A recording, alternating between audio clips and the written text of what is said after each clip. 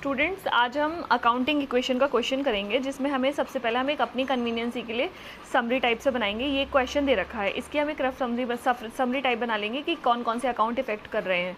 जैसे कि मुकेश ने एक बिज़नेस स्टार्ट करा 80,000 रुपीज़ से, तो इसमें क्या हुआ, जब 80,000 से एक बिज़नेस को शुरू किया गया तो बिज़नेस में 80,000 रुपये लगा, यानी कि बिज़नेस में कैपिटल 80,000 रुपीज़ की इंक्रीज़ हुई। कैश हमारे पास से बिज़नेस में चला गया और बिज़नेस में कैपिटल बढ़ गई। तो दोनों साइड, यानी कि एसेट्स में तो कैश और इधर की साइड कैपिटल, दोनों में 80,000 आ जाएगा। कैसे आ जाएगा? क्योंकि आपको पता है एसेट्स कौन सी होती हैं, cash, bank, furniture, machinery, building, ये सारी चीज़ें, और भी बहुत सारी एसेट्स होती हैं, डेटर्स वगैरह, इन्वेस्टमेंट। तो एसेट्स जो है हमारी, आपको पता होनी चाहिए कौन सी होती हैं, लाइबिलिटीज़ कौन सी होती हैं, कैपिटल क्या होती है, पूंजी, हिंदी में जिसको हम पूंजी कहते हैं, जिससे बिज़नेस शुरू किया जाता है। ठीक है, तो क्या है, अब इसमें हम पहले एक समरी टाइप से बनाएंगे रफ। फर्स्ट ट्रांजेक्शन में आप देखो 80,000 रुपीज़ से कैश बिज़नेस में आया और कैपिटल बढ़ी, तो हमने 80 लिख लिया। सेकेंड ट्रांजेक्शन में देखो परचेज गुड्स फॉर कैश, माल ख़रीदा कितने रुपए का, 28,000 का।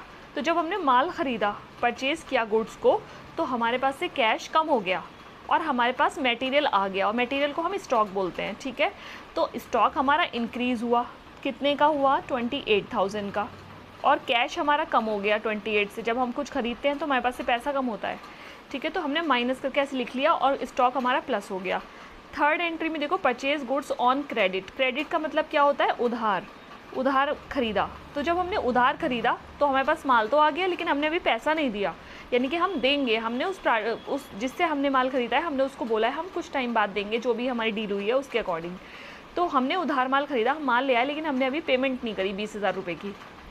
ठीक है, तो माल खरीदने में क्या होता है, क्रेडिटर्स। क्रेडिटर्स किसको बोलते हैं, लेनदार। लेनदार मतलब लेने वाला आएगा। लेने वाला कौन आएगा, जो हम जिससे हम माल खरीद कर लेकर आए हैं, वो कल को हमसे पैसा लेने आएगा, तो हमने उसका नाम अपने यहाँ लिख लिया क्रेडिटर्स के नाम से। क्रेडिटर्स मतलब होता है लेनदार। ठीक है, जो पार्टी हमसे पैसा लेने आएगी, रिकवरी करने के लिए हमसे आएगी, हमारे अकाउंट्स में वो लिखी होनी चाहिए। हमें पता होना चाहिए कि इस डेट पर ये पर्सन हमसे पैसा लेने 20,000 रुपये लेने आएगा, क्योंकि हमने इससे माल ख़रीदा है और हमने इसे पैसा नहीं दिया है माल ख़रीद के।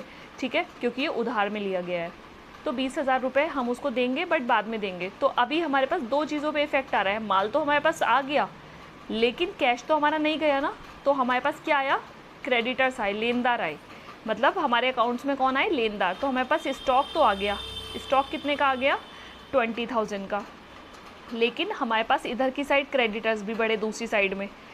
आपको ये ध्यान रखना है अकाउंटिंग इक्वेशन का क्वेश्चन करते हुए, या तो एक ही साइड में इफेक्ट आएगा प्लस माइनस का, यानी कि एसेट साइड में आएगा प्लस माइनस का इफेक्ट, और अगर दोनों साइड अगर इफेक्ट आ रहा है तो दोनों साइड प्लस प्लस का आएगा। ठीक है, या माइनस माइनस का, डिपेंड करता है मतलब ट्रांजेक्शन क्या है।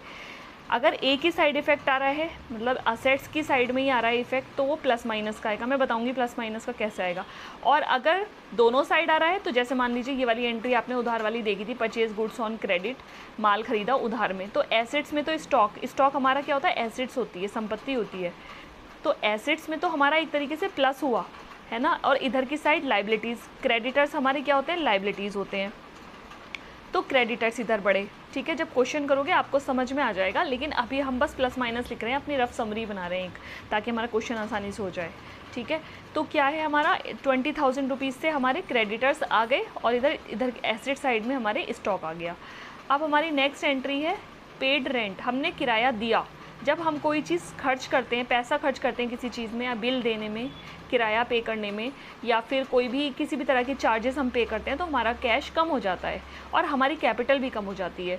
बिज़नेस में कोई भी पैसा लगा हुआ है, तो जब उसमें से खर्चे होते हैं, एक्सपेंसेस होते हैं, तो उससे हमारा जब कैश कम होता है तो कैपिटल भी कम हो जाती है। तो कैश हमारी एसेट्स है और कैपिटल हमारी लाइबिलिटीज़ साइड में लिखी जाती है। ठीक है, तो कैपिटल भी कम हो रही है और कैश भी कम हो रहा है। मैंने आपको क्या बताया था, या तो दोनों साइड प्लस प्लस होगा, यानी कि इधर की साइड भी प्लस होगा, एसेट साइड में भी, और इधर की साइड में भी प्लस होगा। ठीक है, या तो ये भी प्लस होगा और ये भी प्लस होगा, या फिर ये भी माइनस होगा, ये भी माइनस होगा। तो अब हमारे जब खर्चे हो रहे हैं तो हमारा कैश कम हो रहा है, एसेट्स कम हो रही है, और इधर से हमारी कैपिटल कम हो रही है। ठीक है, दोनों साइड। तो हम यहाँ लिख लेंगे हमारा क्या है, ये वाला पेड रेंट वाला। पेड रेंट से ऊपर हमारा फर्नीचर वाली एंट्री छूट गई है, हम बाद में कर लेंगे इसको। पेड रेंट में ही हमारा क्या है, कैश भी कम हो रहा है, कैपिटल भी कम हो रही है। तो हमने यहाँ रफ में लिख लिया कि हमारा कैश कम हो रहा है, माइनस कितना हो रहा है कैश 2000, और हमारी कैपिटल भी 2000 से माइनस हो रही है। ठीक है, ऐसे करके मैंने इसको ब्रैकेट कर दिया। उसके बाद हमारी ये फर्नीचर वाली एंट्री छूट रही थी, परचेज़ फर्नीचर। जब हमने फर्नीचर ख़रीदा तो हमारे पास से पैसा गया और फर्नीचर आया, तो हमारे बिज़नेस में फर्नीचर आएगा तो प्लस कर देंगे फर्नीचर को 6000 रुपीज़ से प्लस, और कैश हमारा कम हुआ है 6000 से। ठीक है, उसके बाद हमारा रेंट रिसीव्ड कमीशन, हमारे पास कुछ कमीशन के पैसे आए, तो जब हमारे पास पैसा आया तो हमारी कैपिटल बढ़ी। जैसे हमारे खर्चे में कैपिटल घटी थी, कैश कम हुआ था, यहाँ पर कमीशन आया, रिसीव मतलब कोई चीज़ हमारे पास आई, कमीशन आया, तो हमारे पास कैश इंक्रीज़ हुआ है। अब हमारी कैश अगर इंक्रीज़ होगा तो हमारा क्या होगा, कैपिटल भी बढ़ेगी। दोनों साइड या तो प्लस प्लस होगा या दोनों साइड माइनस माइनस होगा। तो कैश हमारा कितना बढ़ा है कमीशन के रूप में, 500 रुपीज़ का कैश बढ़ गया और 500 रुपीज़ की हमारी कैपिटल बढ़ गई। ठीक है, उसके बाद हमारा है withdrew cash for private use.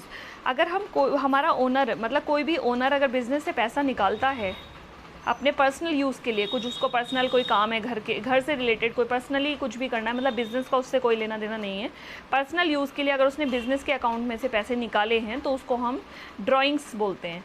तो ड्राइंग्स का मतलब क्या है, एक्सपेंसेस है, खर्चा है, और खर्चा अगर होता है, मैंने आपको बताया कैश कम होता है, एक्सपेंसेस में कैश कम होगा और इनकम में कैश बढ़ेगा।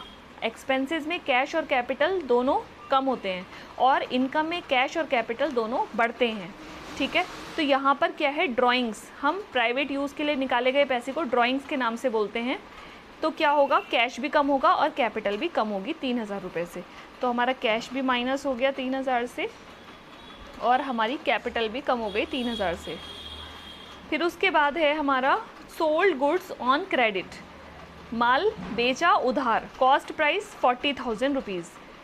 ठीक है, इसकी एंट्री अमाउंट छूट गई, आई थिंक 30,000, अच्छा 30,000 लिखा है। Sold goods on credit, cost price 30,000 है, यानी कि 30,000 रुपये की चीज़ 40,000 में बेची। देखो, सोल्ड गुड्स ऑन क्रेडिट, उधार माल बेचा जिसकी कॉस्ट प्राइस मतलब वैल्यू उसकी कितनी थी, 30,000 थी, लेकिन वो बिका कितने में, 40,000, मतलब कि 10,000 का प्रॉफिट हुआ। और अगर 10,000 का प्रॉफिट हुआ तो हमारी कैपिटल 10,000 से इंक्रीज़ हुई। ठीक है, तो हमारा क्या हुआ, 3 इफ़ेक्ट आएंगे। देखो, जब हम माल बेचते हैं तो हमारा माल कम हो जाता है, मटेरियल कम हो जाता है। ठीक है, और हमारा कैश क्या होता है, बढ़ता है अगर कैश में बेचा गया, लेकिन यहाँ उधार बेचा है, क्रेडिट में बेचा है। तो क्रेडिट में जब माल बेचते हैं तो देनदार आते हैं। देनदार का मतलब जैसे लेने वाले होते हैं लेनदार, वैसे ही देने वाले होते हैं देनदार, यानी कि हिंदी में लेनदार देनदार, इंग्लिश में डेटर्स और क्रेडिटर्स होते हैं। तो जब हम माल बेचते हैं उधार तो डेटर्स हमारे अकाउंट्स में आते हैं, और जब हम ख़रीदते हैं उधार तो क्रेडिटर्स हमारे अकाउंट में आते हैं। ठीक है, वो हम लिखते हैं उनको कि भाई इनसे पैसा लेना है या इनको पैसा देना है, उनका पार्टीज़ का नाम लिखा जाता है अकाउंट्स में। तो सोल्ड गुड्स, हमने उधार माल बेचा, किसको बेचा, वो माल तो ले गया पर पैसे नहीं देकर गया अभी, तो उससे हमें लेने हैं 30,000 रुपीज़। क्या है, इतने रुपए का जो था ये स्टॉक कम हो गया, तो हमारा स्टॉक हुआ माइनस 30,000 से। ठीक है, हमारे डेटर्स कितने के आए, 40,000 के, क्योंकि डेटर्स तो हमें 40,000 रुपये देंगे ना, देनदार हमें कितने रुपए देंगे, 40,000। तो हमने उस, जैसे मान लो कोई पार्टी सोहन है, सोहन से हमें 40,000 रुपये लेने हैं, तो डेटर्स कौन है, देनदार कौन है, सोहन। सोहन के नाम से हम अपने अकाउंट्स में लिख लेंगे 40,000। ठीक है, अब हमारी कैपिटल है, कैपिटल, अब देखो 3 जगह इफेक्ट आएगा। हमारी कैपिटल जो है अगर प्रॉफिट में जा रहा है माल हमारा, तो कैपिटल इंक्रीज़ होगी। मान लो इसकी जगह 30,000 की चीज़ 20,000 में बिकी होती तो लॉस में जाता ना, तो हमारी कैपिटल कम हो जाती 10,000 से। लेकिन यहाँ पे 30,000 की चीज़ 40,000 में सेल हुई है, तो 10,000 से हमारी कैपिटल भी बढ़ गई। तो 3 जगह इफेक्ट आया, माल कम हुआ, डेटर्स हमारे, देखो माल कितने का कम हुआ, 30,000 का, क्योंकि कॉस्ट प्राइस है 30,000 रुपये। डेटर्स हमें कितने पैसे देंगे, 40,000 रुपये। ठीक है, तो डेटर्स में से डेटर्स हमारे देनदार जो हैं वो 40,000 रुपये लिखे जाएंगे, और कैपिटल कितनी लिखी जाएगी, 10,000 से बढ़ी है। भाई कैपिटल तो 10 ही से बढ़ी ना, कैपिटल में क्या पहले से जो हमारा जो बिज़नेस शुरू हुआ था 80,000 रुपये से, उसी 80,000 में से तो माल ख़रीदा बेचा गया, लेकिन 10,000 रुपये अभी प्रॉफिट के बढ़े हैं, यानी कि कैपिटल में कुछ बढ़ा है। तो ये 10,000 रुपये हमारे क्या होंगे, यहाँ प्लस कैपिटल कर दो 10,000 रुपीज़। फिर लास्ट एंट्री हमारी है सोल्ड पेड टू क्रेडिटर्स, माल पेमेंट किया लेनदारों को। क्रेडिटर्स कौन होते हैं हमारे, लेनदार होते हैं, यानी कि जो हमसे पैसा लेंगे। वो हमसे पैसा क्यों लेंगे? क्योंकि हमने उनसे माल दिया है उधार। तो अब हमने उनको पेमेंट कराया, हमसे वो पैसे लेने आए हैं, हमने उन्हें पेमेंट किया 15,000 का। तो जब हम पेमेंट करते हैं, पैसा देते हैं, तो हमारा पैसा कम होता है, तो कैश हमारा कितना माइनस हो जाएगा 15,000 से, और हमारे क्रेडिटर्स भी माइनस हो जाएंगे 15,000 से, क्योंकि हमने अब उन्हें पैसा दे दिया, तो अब वो हमारे अकाउंट से हट जाएंगे, माइनस हो जाएंगे, क्योंकि अब दोबारा से थोड़ा लिखेंगे उनको। जो जिसको पैसा दे दिया एक बार, वो हमारे अकाउंट से आउट हो जाएगा, उसको अब हम माइनस कर देंगे। ठीक है, तो ये हमने प्लस माइनस करके एक तरह की समरी बनाई है, ताकि हमें क्वेश्चन करने में आसानी हो जाए कि भाई क्या चीज़ प्लस करनी है, क्या चीज़ माइनस करनी है। ठीक है, तो अब आप देखो क्वेश्चन में फर्स्ट एंट्री हमारी क्या है, स्टार्टेड बिजनेस विद 80,000 रुपीज़। 80,000 से हमने क्या करा, बिज़नेस स्टार्ट करा। तो जब हमने बिज़नेस स्टार्ट करा, तो हमारे बिज़नेस में 80,000 रुपीज़ आए, कैश आया।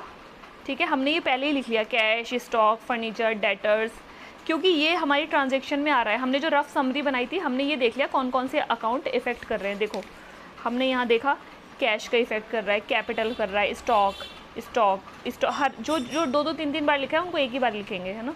कैश, कैपिटल, ये रहा cash, capital, stock, creditors, furniture, फिर ये कैश, कैपिटल ऊपर मैंने ऑलरेडी टिक कर दिया, तो एक एक ही बार होगी वो बात। स्टॉक भी हमने ले लिया, डेटर नया अकाउंट है ना। बाकी क्रेडिटर हमने टिक कर ही लिया ऊपर, ये रहा बस। अब हमारे कितने हैं, cash, capital, stock, creditors, furniture, debtors, बस यही हमें यहाँ लिख लेंगे। ये लिख लिया cash, stock, furniture, debtors.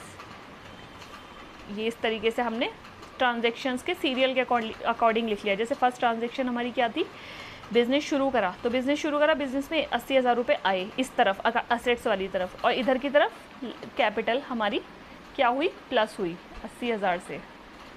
Creditor, यहाँ पर क्रेडिटर्स में कुछ नहीं है, तो यहाँ ज़ीरो कर देंगे बस। अब हमारी ये लाइन लगा देंगे, तो पहली ट्रांजेक्शन्स हो गई, फर्स्ट ट्रांजेक्शन हो गई 80,000 इधर, यहाँ पर ये 0 कर दो, इनके नीचे कुछ नहीं है, तो इसलिए इनको 0 कर दिया हमने। ये इक्वल लगा दिया, ये भी 0 कर दिया, ये 80 हो गया। ठीक है, तो यहाँ पर क्या हुआ हमारा 0 0 0, जिसके नीचे कुछ नहीं है उसके नीचे 0 कर दो, और 80। तो देखो दोनों साइड का टोटल बराबर है। आप देखो इधर भी 80 आ रहा है, इधर भी 80 आ रहा है, हर बार दोनों साइड का जो टोटल होगा वो बराबर ही होगा। अब सेकेंड एंट्री में क्या है, गुड्स खरीदा, परचेज गुड्स फॉर कैश। कितने का ख़रीदा, 28,000 का। तो जब हमने माल ख़रीदा तो माल आया हमारे पास, और कैश में ख़रीदा तो कैश कम हुआ, तो यहाँ पर कैश में से माइनस कर दो और स्टॉक को बढ़ा दो। स्टॉक का मतलब क्या होता है, गुड्स या मटेरियल, एक ही बात है ना, मटेरियल, गुड्स, स्टॉक एक ही बात है, माल है वो। ठीक है, तो 28,000 रुपये का हमने क्या करा, माल ख़रीदा। और जब हम कोई चीज़ ख़रीदते हैं तो हमारा कैश, ये कैश जो है ये माइनस होता है कितने रुपए से, 28,000 रुपये की एंट्री है, तो 28 से माइनस कर दो। ये तो हमारा स्टॉक कितना है, स्टॉक हमने ख़रीदा है ना, तो हमारा प्लस हुआ है, तो 28,000 से हमारे पास कैश आ गया, और हमारे कैश जो 28,000 से हमारा स्टॉक आ गया, यानी कि मटेरियल आ गया, और कैश कम हो गया। मैंने आपको बताया था अगर एक ही साइड में कोई चीज़ हो रही है तो प्लस माइनस, यानी कि कोई इफेक्ट नहीं आएगा दूसरी साइड, तो तब भी टोटल बराबर ही रहेगा। देखो ये 0 रहेगा, ये भी 0 रहेगा। फर्नीचर, डेटर्स का हम कुछ नहीं करेंगे इस ट्रांजेक्शन में, क्रेडिटर का भी कुछ नहीं करेंगे, कैपिटल हमारी 80 ही है। ठीक है, तो दोनों साइड अभी भी इक्वल ही आएगा, हर बार इक्वल ही आना चाहिए। अगर इक्वल नहीं है तो मतलब कोई गलती है। जब एक बार 28 माइनस हो गया, एक बार प्लस हो गया, तो वैसे भी 80 आएगा, है ना। आपने इसमें से इसको माइनस करा, 80 में से 28 को, तो 52 आ गया यहाँ पर, 52,000, और 52,000 और 28 भी 80 होगा। ये 0 इक्वल 0, और ये 80,000। ठीक है, अब थर्ड एंट्री में क्या है, purchase goods on credit. Purchased goods on credit, यानी कि उधार माल ख़रीदा। उधार माल कितने का ख़रीदा, 20,000 का। जब हमने माल ख़रीदा तो हमारे पास माल आया, यानी कि स्टॉक आया। ठीक है, अब यहाँ कैश का कोई मतलब नहीं है, क्योंकि ये क्रेडिट है। क्रेडिट मतलब उधार का मतलब किससे होता है, लेनदार, यानी क्रेडिटर्स से। तो हमारे पास कौन आए, लेनदार आए, क्रेडिटर्स आए, हमसे पैसा लेंगे, इसलिए हमें उनका नाम लिखना है अपने अकाउंट्स में। कैश में यहाँ कुछ नहीं हुआ, यहाँ उधार में हुई है एंट्री। तो हम क्या करेंगे, 20,000 से मटेरियल तो हमारा प्लस हो गया, यहाँ कैश का हम कुछ नहीं करेंगे, 0 हो जाएगा। ये तो हमारा क्या है, स्टॉक हमारा इंक्रीज़ हुआ है कितने से, 20,000 रुपीज़ से हमारा स्टॉक इंक्रीज़ हो गया। फर्नीचर पे कोई इफ़ेक्ट नहीं आया, डेटर्स पे कोई इफ़ेक्ट नहीं आया, क्रेडिटर्स पे इफ़ेक्ट आया है 20,000 का। इस साइड देखो अब आप, तो किस तरीके से अकाउंटिंग इक्वेशन चल रही है, या तो दोनों साइड इक्वल अमाउंट जा रही है या फिर एक ही साइड प्लस माइनस हो रहा है। अगर इधर कुछ नहीं आ रहा, देखो आप इधर की साइड कोई इफेक्ट नहीं आ रहा, ये तो ऊपर से 80 आ रहा है निकल के, लेकिन एंट्री में अगर एक ही तरफ दोनों अकाउंट इफेक्ट कर रहे हैं प्लस माइनस हो रहा है, और अगर दोनों साइड में इफेक्ट कर रहे हैं तो इक्वल अमाउंट के हो रहे हैं ना, इधर भी प्लस इधर भी प्लस। अगर इधर माइनस होगा तो इधर भी माइनस होगा, और अगर एक ही साइड में हो रहा है तो प्लस माइनस हो रहा है। तो अब हमारी अमाउंट अब भी इक्वल आएगी दोनों साइड। ये 52 आ गया, ठीक है। उसके बाद आपका क्या रहा, ये हमारा आ गया 48,000, ये हमारा ज़ीरो और ये हमारा ज़ीरो, ठीक है। और इसके बाद हमारा ये 20,000 हो गया और ये हमारा 80,000 हो गया, तो भी हमारा 1 लाख ही बनेगा। 52 और 48 1 लाख हो गया, और इधर 20 और 80 1 लाख हो गया, अभी भी इक्वल है। अब फोर्थ एंट्री में क्या है, purchase furniture, purchased furniture for cash. Furniture ख़रीदा कितने का, 6,000 रुपीज़ का। 6,000 का फर्नीचर ख़रीदा, फर्नीचर बिजनेस में आया, कैश कम हुआ, तो ये जो कैश है इसमें से तो माइनस कर दो 6,000 और फर्नीचर में प्लस कर दो। स्टॉक में तो कुछ हुआ ही नहीं तो ज़ीरो कर दो, फर्नीचर के नीचे लिख दो कितना है 6,000, ठीक है। तो 6,000 से क्या हुआ, हमारा फर्नीचर तो आ गया और हमारा कैश हो गया कम, और दूसरी साइड में कुछ नहीं हुआ, तो दूसरी साइड को ज़ीरो कर दो, इधर भी हमारा ज़ीरो ही है। अब हमारा इक्वल आना चाहिए।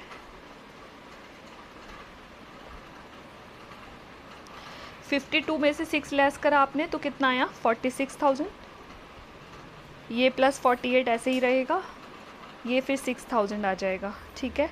इधर आपका ये ज़ीरो ही है, डेटर्स के नीचे कुछ नहीं हुआ। 20,000 और ये 80,000 ऊपर से उतार लिया ऐसे ही, तो इधर 1 लाख आ रहा है टोटल, और इसको भी तीनों को जोड़ दोगे आप, ऐड करोगे तो कितना आएगा 1 लाख ही आएगा, ठीक है। हर बार दोनों साइड का टोटल इक्वल आना चाहिए, अगर इक्वल नहीं है तो कोई गलती है। अब है आपका फिफ्थ ट्रांजैक्शन। फिफ्थ में क्या है, पेड रेंट, रेंट पे किया, पेड रेंट। इसमें कितने का पेड किया है रेंट को, 2,000 रुपीज़ का। जब हम रेंट पे कर रहे हैं तो हमारा कैश कम हो रहा है, भाई कोई खर्चा करोगे तो पैसा ही तो कम होगा, और मैंने आपको बताया था खर्चे के केस में जब कैश कम होता है तो कैपिटल भी कम होती है, ठीक है। तो जब आपका पैसा जा रहा है तो आपकी पूंजी कम हो रही है, तो 2,000 रुपये से कैश कम हुआ, यहाँ माइनस कर दो 2,000, ये ज़ीरो, ये भी ज़ीरो, ये भी ज़ीरो, ठीक है।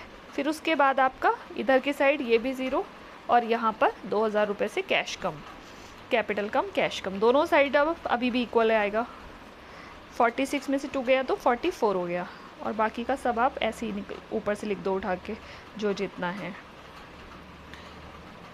20,000 और यहाँ पर आ गया 80 - 2 78,000, तो 78 और 20 कितने होते हैं 98, तो दोनों साइड का टोटल आना चाहिए 98। अब है 6th एंट्री आपकी, commission received, commission received. Commission receive होने में क्या हुआ, पैसा आया, किसी से कमीशन मिला किसी चीज़ का, तो पैसा ही तो आएगा हमारे पास, रिसीव हुआ। पेड का मतलब पेमेंट करी, और रिसीव में कोई चीज़ हमारी इनकम हुई है, कैश इंक्रीज़ हुआ और कैपिटल भी इंक्रीज़ हुई। जब आपके पास कमीशन आ गया तो हमारी कैश इंक्रीज़ हो गई, कितने रुपए से है आपकी, ये 500 रुपीज़ से। 500 रुपीज़ यहाँ कैश में प्लस कर दो और इधर कैपिटल में प्लस कर दो, और बाकी सबको 0 0 कर दो, क्योंकि बाकी पे कोई इफ़ेक्ट नहीं आया, ठीक है। अब इसका टोटल हम लगा देंगे, 44,500, 48,000, 6,000, 0, इधर 20,000 और इधर 78 + 5 कितना होता है, ये आपका 500 है ना, तो 78,500 हो गया, तभी भी टोटल बराबर है दोनों साइड से, ओके। अब आपकी 7th एंट्री, 7th एंट्री में क्या है आपका, withdraw cash, withdraw cash. Personal use के लिए जो पैसा निकाला था, कितना निकाला था वो 3,000 रुपीज़, 3000 रुपये निकाले, 3000 से कैश कम, ठीक है, और 3000 से कैपिटल कम, और बाकी सबको ज़ीरो। मैंने आपको बताया था खर्चों के केस में कैपिटल कम कैश कम, इनकम के केस में कैपिटल इंक्रीज़ कैश इंक्रीज़, मतलब कैश बढ़ेगा कैपिटल बढ़ेगी अगर आएगा, और जाएगा तो कैश कम कैपिटल कम। तो 44 में से आपका ये 3 माइनस करेंगे तो कितना आएगा, 41,500। 41,500 यहाँ पर आ जाएगा, और यहाँ पर आपका 48 ही आ जाएगा ऊपर से, प्लस 6 0 20,000 इधर की साइड, और फिर उसके बाद 78,000 में से आपका गया 3, तो 75,500। अभी भी टोटल इक्वल है। हमारी 7 एंट्री हो गई, अब हमारी 8 एंट्री है।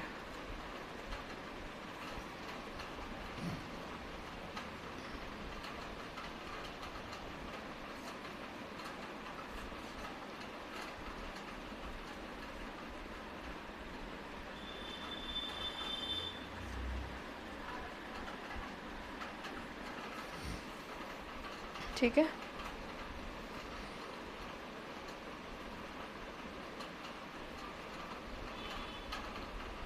ये थोड़ा सा इधर हो गया जल्दीबाजी में, कोई बात नहीं, एसेट्स ही हैं ये सारी। डेटर्स जो भी हमारे थे क्वेश्चन के अंदर वो सब दोबारा से लिख दिए, ठीक है। कैश, स्टॉक, फर्नीचर, डेटर्स, और इधर की साइड हमारा था क्रेडिटर्स और कैपिटल। अब हमारी क्या है 8th एंट्री। 8th एंट्री में क्या था, सोल्ड गुड्स, माल बेचा, सोल्ड गुड्स, कितने का माल बेचा आपने। कॉस्ट प्राइस जिसका कितना था, कॉस्ट प्राइस था 30,000 और सेल प्राइस था 40,000, ठीक है।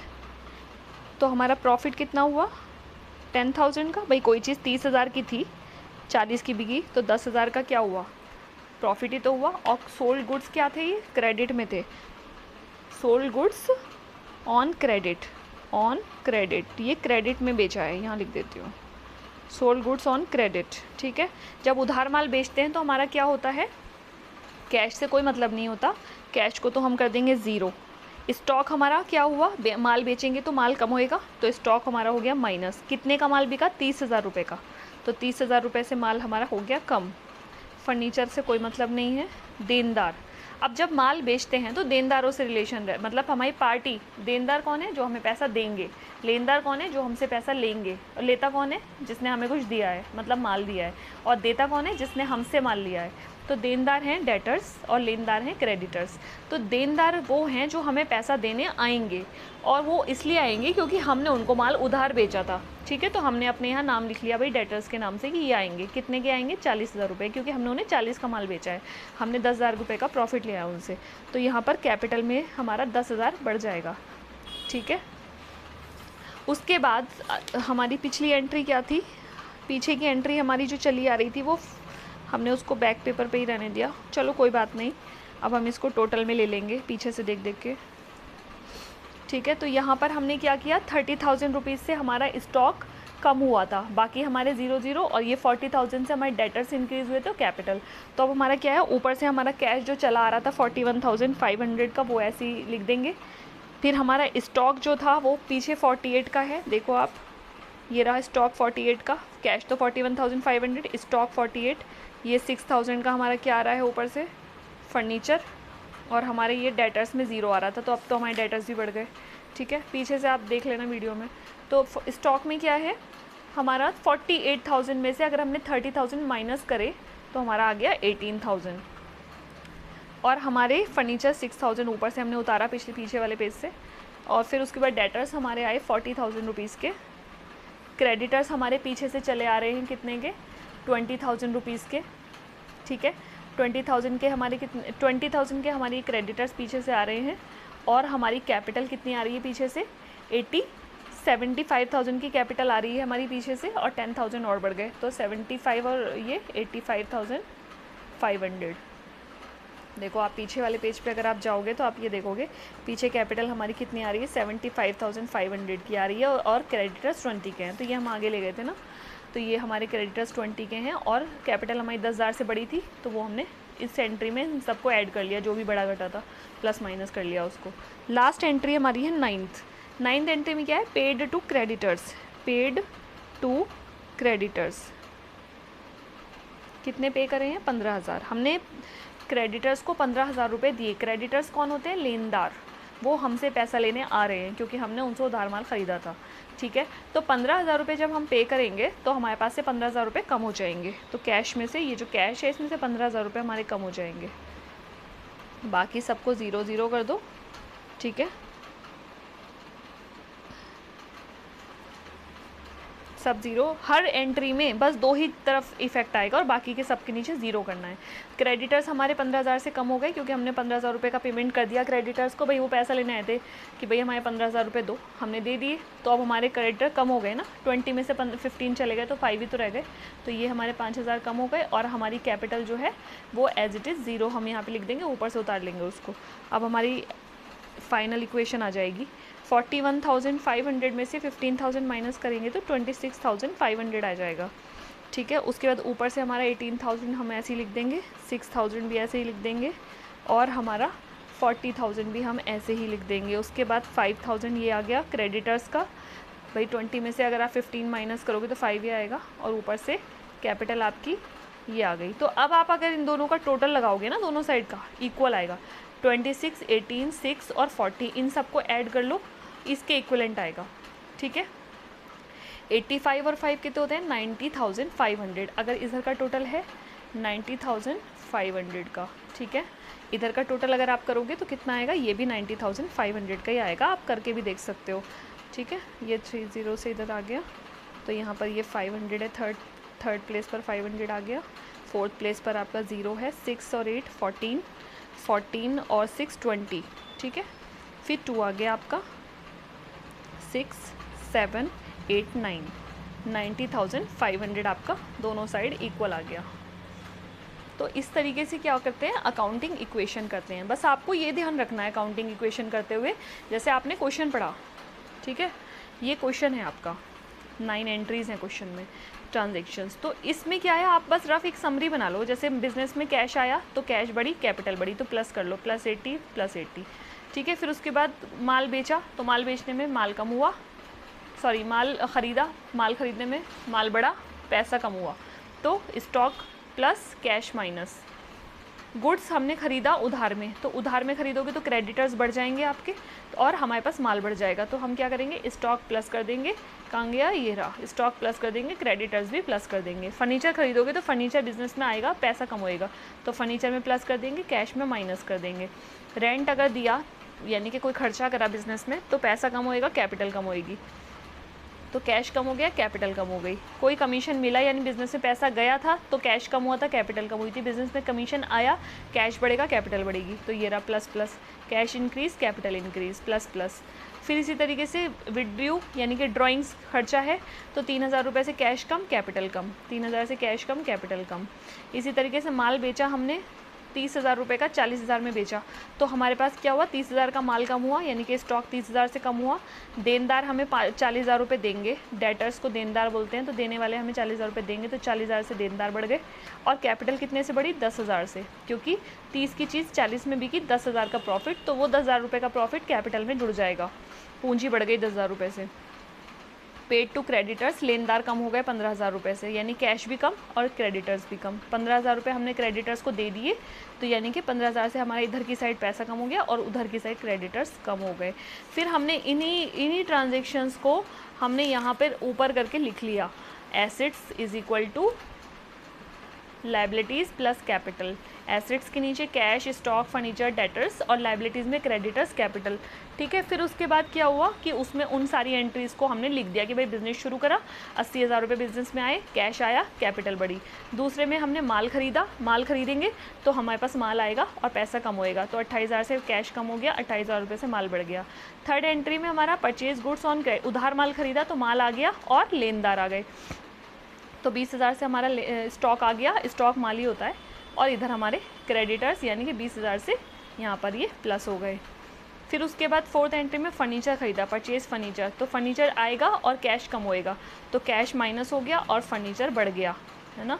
फिर उसके बाद पेड रेंट, रेंट दिया, जब हमने रेंट दिया तो कैश कम हुआ, कैपिटल कम हुई, तो कैश यहाँ से कम हो गया, ये रहा कैश में से 2000 रुपये माइनस, और इधर हमारे कैपिटल में से 2000 माइनस। कमीशन आया 500 रुपये का, तो हमारा कैश 500 से प्लस हो गया और कैपिटल भी हमारी प्लस हो गई, ठीक है। उसके बाद सेवन्थ एंट्री में विड्रू, यानी कि ड्राइंग्स हमारे विड्रू कैश, कैश निकाला 3000 रुपये से, तो कैश कम हुआ 3000 से, ये रहा कैश 3000 रुपये से कम हुआ, और इधर कैपिटल 3000 रुपये से कम हो गई, है ना, ये कैपिटल का कॉलम है, तो नीचे 3000 से। फिर आपकी 8th एंट्री में क्या हुआ था, उधार माल बेचा था, 30,000 रुपये का माल 40,000 में बेचा था, 10,000 का प्रॉफिट लिया था, तो उधार था क्योंकि, तो कैश से कोई मतलब नहीं है क्योंकि पैसा तो आया ही नहीं, वो तो आएगा बाद में पार्टी से, अभी तो नहीं आया। तो एंट्री में हम क्या करेंगे, माल तो हमारा चला गया, माइनस हो गया 30,000 का माल, 40,000 रुपये आने हैं किससे, डेटर्स से, और कैपिटल कितने से बढ़ जाएगी जब वो दे के जाएंगे पैसा, 10,000 से। फिर उसके बाद 9th एंट्री में हमारे पेड, हमने लेनदारों को 15,000 रुपये दे दिए। लेनदार कौन थे, जिनसे हम खरीद के लाए थे, फर्स्ट सेकंड एंट्री में जो था हमारे लेनदार, उधार माल खरीदा था हमने, तो 15,000 रुपये से कैश कम हो गया, जब हम पेमेंट करेंगे तो पैसा ही तो जाएगा, तो पेमेंट हो गया 15,000 से कैश कम, और हमारी क्रेडिटर्स 15,000 से कम हो गए क्योंकि पेमेंट हो गया, अब दोबारा पेमेंट थोड़ी करेंगे, तो 15,000। इस तरीके से अकाउंटिंग एंट्री हो जाएगी। आई होप आपको समझ आ गया हो, नहीं भी आया तो कोई बात नहीं, दोबारा में 2 और क्वेश्चंस करा देंगे, वो हो जाएगा, और प्रैक्टिस कर लेना, आ जाएगा, ठीक है। होपलेस नहीं होना चाहिए, 1-2 क्वेश्चन अगर हमने कर लिए और हमें नहीं आ रहे, वो प्रैक्टिस करते रहो, लॉजिक लगाते रहो, आ ही जाएगा। शुरू में नहीं आता है, बट जब हम 2-3 क्वेश्चन कर लेते हैं तो आ ही जाता है।